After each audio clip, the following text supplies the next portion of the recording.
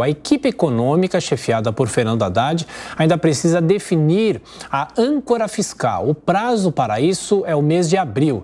De acordo com a ministra do Planejamento, Simone Tebet, nenhuma proposta de reforma tributária chegará ao Congresso em menos de 6 meses. Reportagem de Soraya Lawande. Simone Tebet foi ao gabinete de Arthur Lira para iniciar as tratativas e também se colocar à disposição para discutir a reforma tributária. Essa foi a primeira conversa e reunião após a reeleição de Arthur Lira como presidente da Câmara dos Deputados com a ministra do Planejamento, Simone Tebet, justamente para falar sobre este tema, segundo ela, a prioridade número 1 do governo atual. E também uma unanimidade no Senado para acelerar a votação da reforma tributária.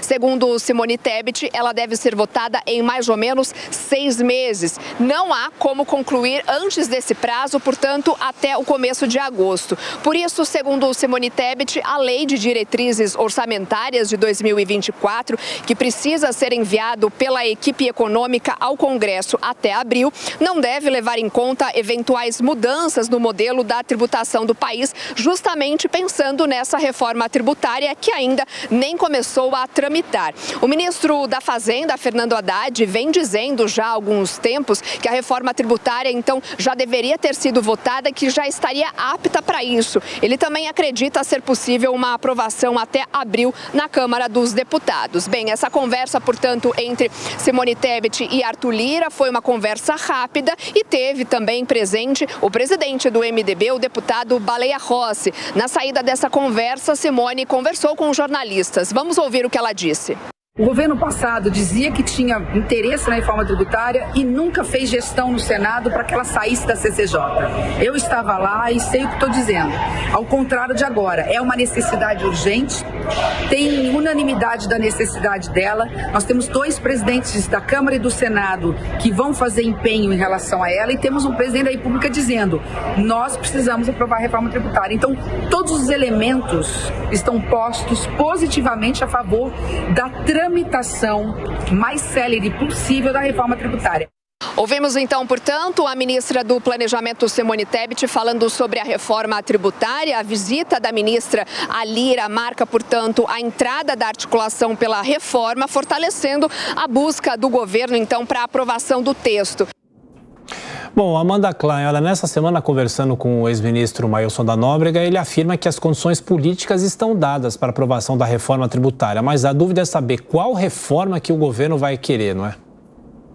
Mas esse primeiro ponto citado pelo ex-ministro Mailson da Nóbrega é o mais importante, Thiago. Eu começaria minha fala justamente enfatizando esse ponto. Você tem um raro consenso entre todos os agentes políticos sobre a necessidade, não só a necessidade, a urgência, a premência da reforma tributária. Ninguém fala sobre outra reforma antes da tributária, nem mesmo sobre a rediscussão de uma âncora fiscal que viria a substituir o teto de gastos. Isso, segundo declarações do próprio presidente reeleito da Câmara, Arthur Lira, deve vir num segundo momento, ainda este ano, mas num segundo momento. A primeira e mais necessária é a reforma tributária. Concordam com isso? O presidente Lula, o Lira, o Pacheco, presidente do Senado, o Haddad, ministro da Fazenda e uma parte importante do Congresso Nacional. Portanto, as condições políticas estão dadas. Falta a discussão e o debate que opõem setores. O setor de serviços, que será mais taxado, mais tributado do que é hoje. A indústria, que quer diminuir essa carga tributária ou pelo menos simplificar esse emaranhado de impostos e tributos, porque isso gera um custo Brasil altíssimo e reduz a produtividade e a competitividade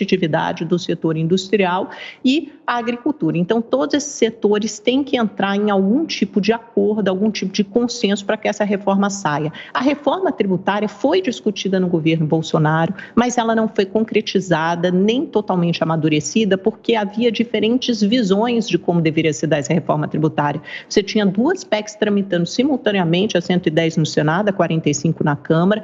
Depois você teve uma disputa eleitoral de Arthur Lira, que colocou em campos opostos ele, o Baleia Rossi e Aguinaldo Ribeiro, que eram deputados responsáveis pela PEC 45 que tramitava na Câmara, e o Paulo Guedes quis fazer uma reforma fatiada. Em vez de aproveitar todo o trabalho de uma PEC mais ambiciosa, que já estava tramitando tanto na Câmara como no Senado, ele preferiu fazer uma nova reforma fatiada com 4 etapas. Tanto que uma delas, que era de unificação de impostos federais, chegou a ser aprovada na Câmara, mas aí foi barrada no Senado, porque os senadores queriam outro tipo de proposta. Isso não foi conversado. E o próprio presidente Bolsonaro, ele nunca se esforçou pela reforma tributária, ele nunca assumiu a paternidade. Se não houver um esforço político claro do chefe do Executivo, dificilmente uma reforma dessa envergadura, complexidade, dificuldade de atender a todos esses interesses sai. O Bolsonaro estava mais preocupado em atacar o Supremo Tribunal Federal, em atacar processo eleitoral, em falar ali no cercadinho para os seus apoiadores deslocados. Ele estava muito mais preocupado com isso do que numa agenda